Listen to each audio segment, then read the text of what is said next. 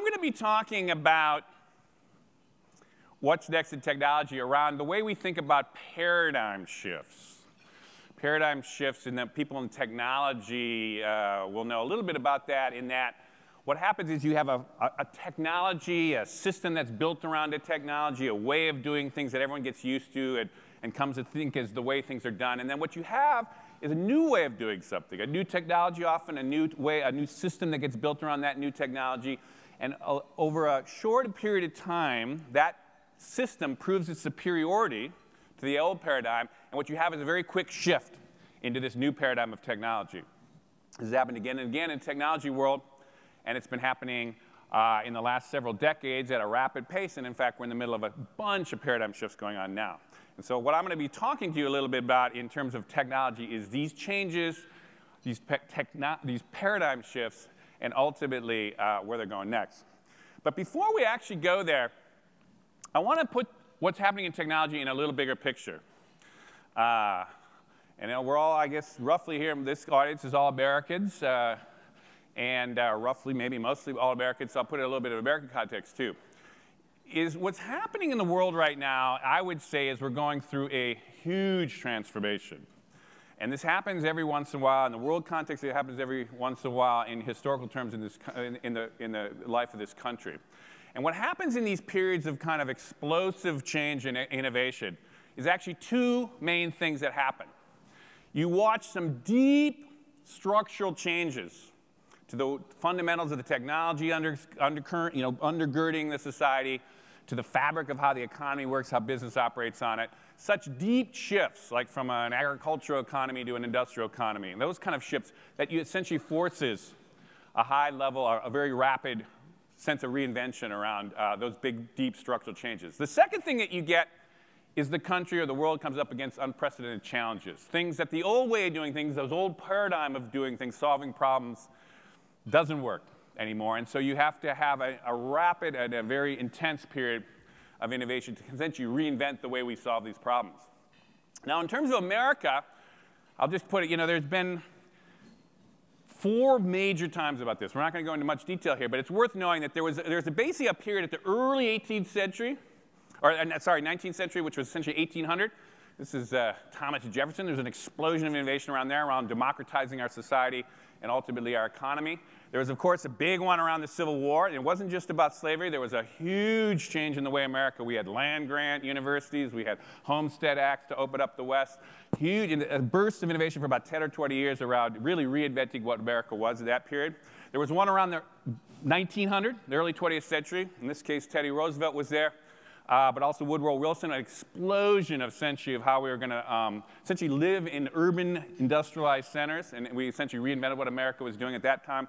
And ultimately, the last big one was around World War II and the Great Depression, which came out of the post-World War world, where we essentially reinvented what America was in the post-World War boom. That is the kind of change we're in right now. It's that kind of moment I think our country's in now, and I think the world's in now. And that's why I think a good kind of frame for thinking what's going on in this technology world.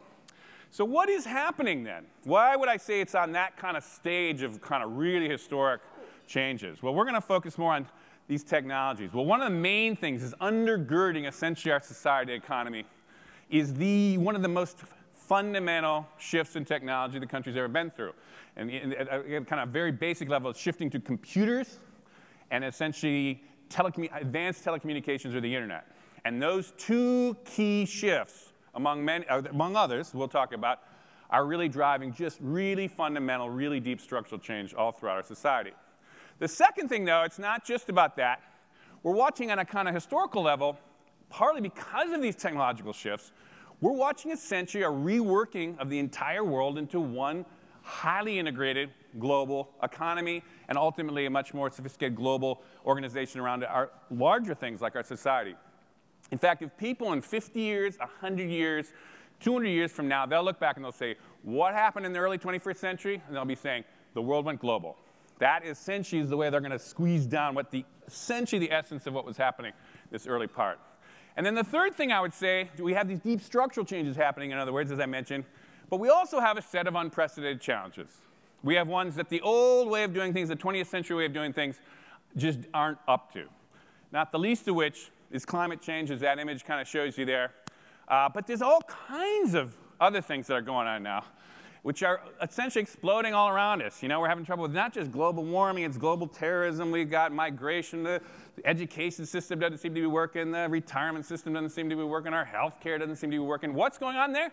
It's because we're watching a systemic breakdown. The old way of doing things is just not working. It's time for an incredible reinvention of what we have to do along all kinds of lines. This is why I say we're in a period of about 10, 20, 25 years now. You're going to watch a really lot of change in all kinds of different ways. So now there's a way to tell that big picture story, which I'm not going to tell as much at that level, because I'm going to focus with you folks on the technology. And I'm going to drive it down into let's just take the technological part of that, because that's IT day here. You're all here kind of roughly from kind of technological backgrounds or interest in technology. And let's look at that. And that's where I say we're going to basically show you these tectonic paradigm shifts. So we're going to focus on those paradigm shifts that I mentioned to you. And what we're going to do is we're going to see how those technological changes, in fact, force this great time of transition, and how it will essentially make for this more high-level paradigm shift of essentially a more nationalized world with independently pretty much autonomous nation states to a much more integrated global kind of world. But also other shifts, one of which we're talking about today, going from a carbon-based energy systems, oil, gas, coal, to inevitably what's going to happen over this early part of this, or this kind of by the middle of the century, to essentially a different kind of energy system of clean energy, which we're going to talk about. And ultimately, to wrap it all up, think of it as we're finally moving from the 20th century way of doing things to the 21st. That's the kind of shift. So whether you like it or not, whether you like change or not, we happen to be privileged with that we're going through this kind of moment in the life of the country. Now, to make this more coherent for you in the space of an hour here, and we'll leave hopefully a little time for some questions at the end, I'm going to break it into 6 kind of ways to think of 6 different kinds of shifts that are going on. The first one is less of a shift. I want to explain at some kind of basic level the foundational point of what's really going on in computers, the essence of what's going on there, and essentially the internet. Now, everyone kind of knows generally that those are big deals. I'm going to kind of relay the foundation of why that's such a big deal. The second thing, I'm going to focus on the 3 areas of essentially new media that we're in the midst of a really big shift right now. And we're going to talk about 3 aspects of that, represented by 3 companies from Silicon Valley that we're all kind of know and I'm quite familiar with. We'll explain about that.